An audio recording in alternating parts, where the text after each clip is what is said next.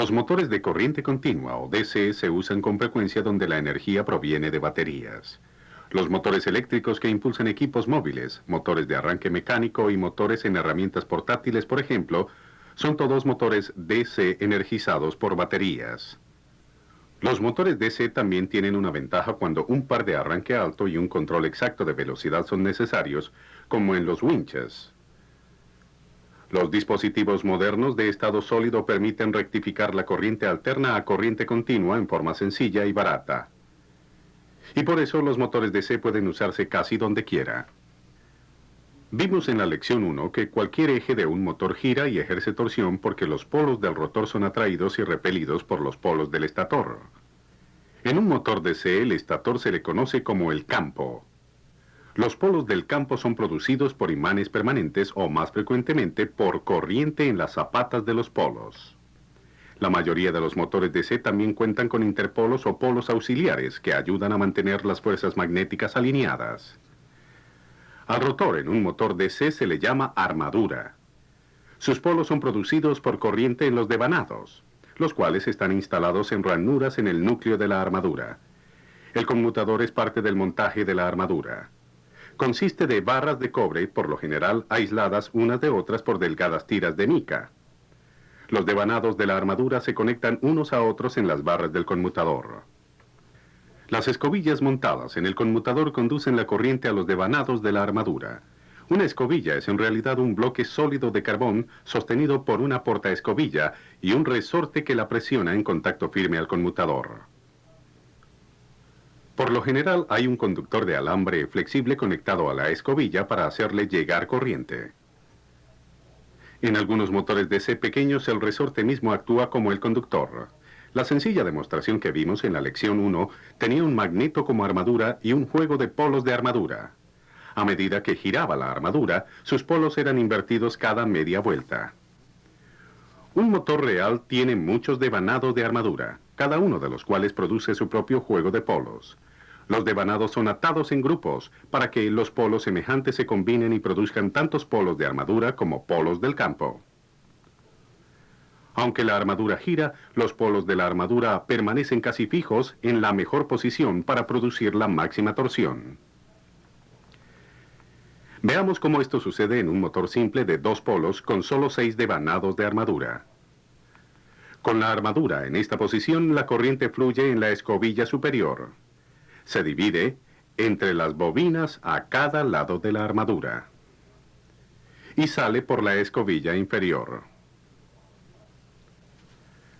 Produce polos en los devanados de esta forma. A cada lado de la armadura, los polos individuales se combinan.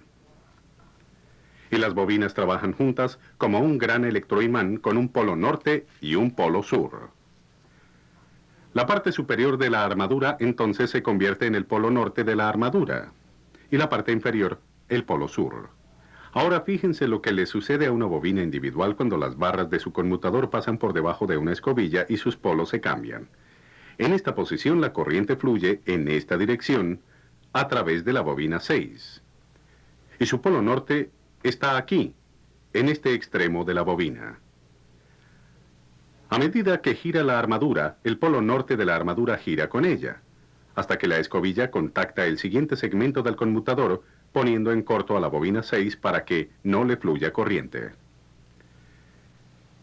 El polo norte de la armadura brinca hacia atrás porque la corriente llegando a la escobilla superior ahora se divide entre las bobinas 1 y 5.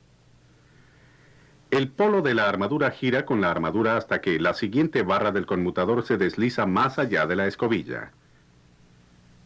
La corriente ahora fluye de nuevo en la bobina 6, pero en lugar de fluir en esta dirección como lo hizo en el otro lado de la escobilla, ahora circula en esta dirección. Su polo norte está ahora al otro extremo de la bobina y contribuye al polo norte de la armadura, tal como lo hizo la bobina 1.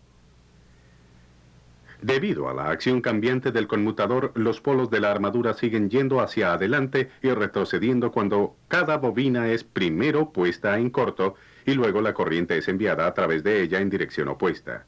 Ya que los pasos son de hecho bastante pequeños, los polos de la armadura permanecen prácticamente estacionarios entre los polos del campo. De esta manera, el par motor es uniforme y continuo.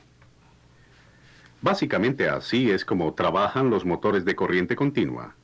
Existen 4 tipos principales de motores DC: en serie,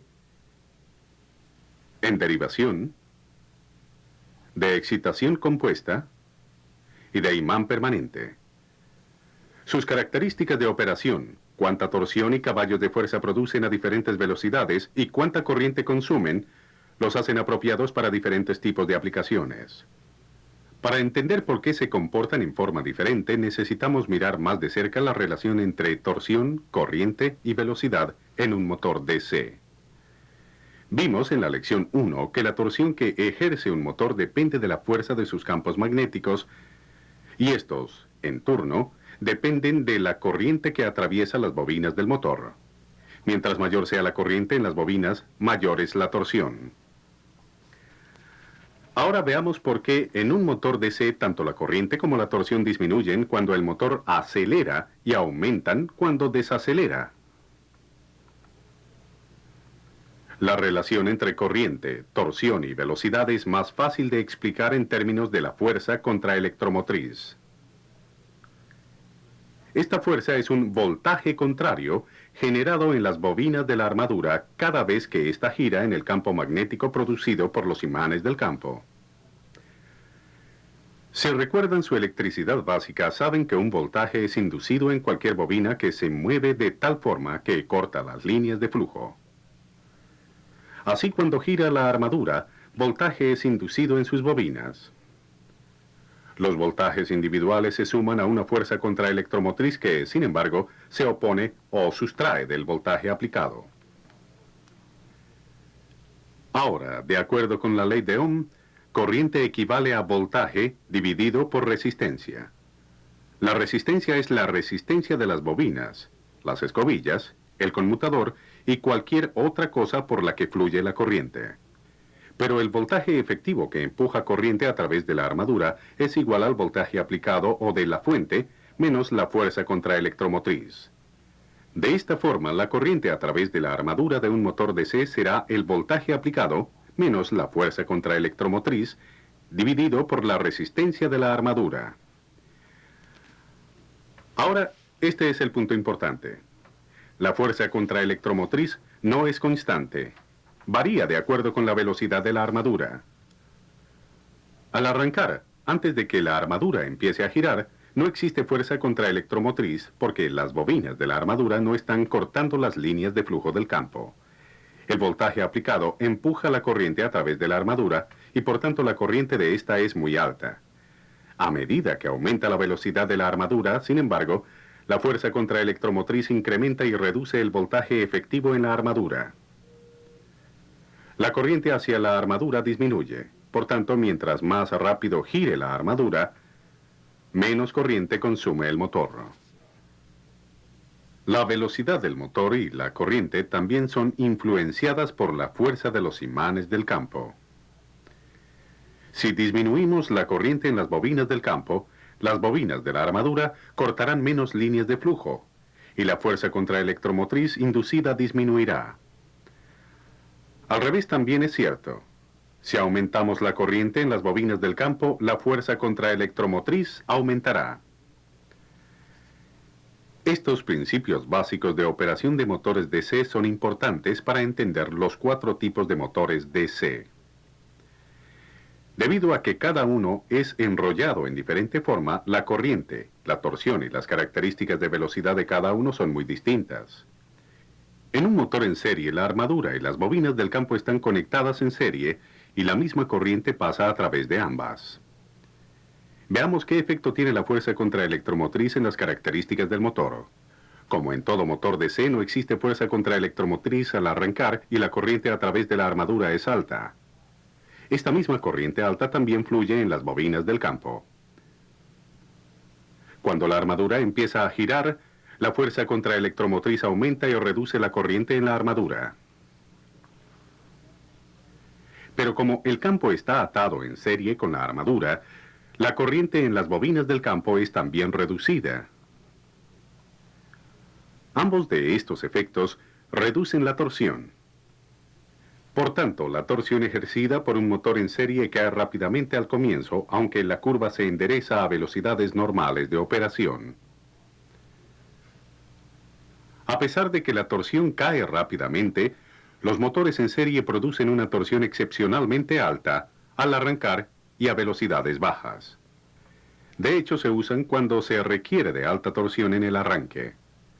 Como la fuerza contraelectromotriz limitará la corriente del campo cuando el motor alcanza velocidad, las bobinas del campo pueden ser enrolladas con alambre grueso de baja resistencia, como los de la armadura.